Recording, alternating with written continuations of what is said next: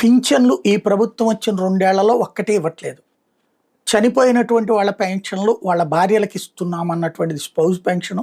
అట్లా ఈ మధ్యన వితంతు పెన్షన్ అని చెప్పారు. ఇప్పుడు ఆంధ్రజ్యోతి రాసుకొచ్చింది మనం కాదు. ఆంధ్రజ్యోతి సిటీ ఎడిషన్‌లో టచ్ చేసింది.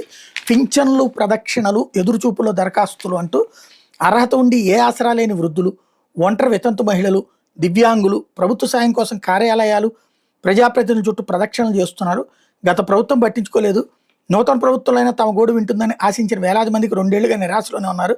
మొత్తం మీద అటు ఇటుగా 3.5 ఏళ్లుగా గుంటూరు, బాపట్ల, పల్నాడు జిల్లాలోని వేలాది మంది వృద్ధులు, వితంతువులు, దివ్యాంగులు కొత్తగా పింఛన్లు అందక అల్లాడుతున్నారు.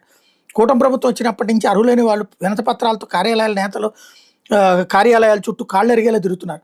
పింఛన్లు ఇప్పించాలని పలువురు ప్రభుత్వ కార్యాలయ క్రమాల్లోనూ ప్రజాప్రతినిధులు చేపట్టే కార్యక్రమాలను ఆర్జీలతో బారులు తీరుతున్నారు.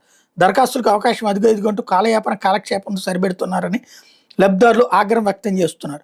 వాస్తవానికి కొత్త పింఛన్ల వ్యవహారంలో నిరీక్షణ తప్పట్లేదు. ప్రభుత్వం మారి 2 ఏళ్ళు అవుతున్న ఊసేకరు కూటమి ప్రభుత్వం వచ్చాక ఫ్రీజింగ్లోనే వెబ్సైటు దరఖాస్తు ప్రక్రియకు అవకాశం లేక అర్హుల సంతృప్తి. మళ్ళీ తెలుగుదేశం ఫీల్ అవుతుందని 3.5 ఏళ్ళని రాశారు.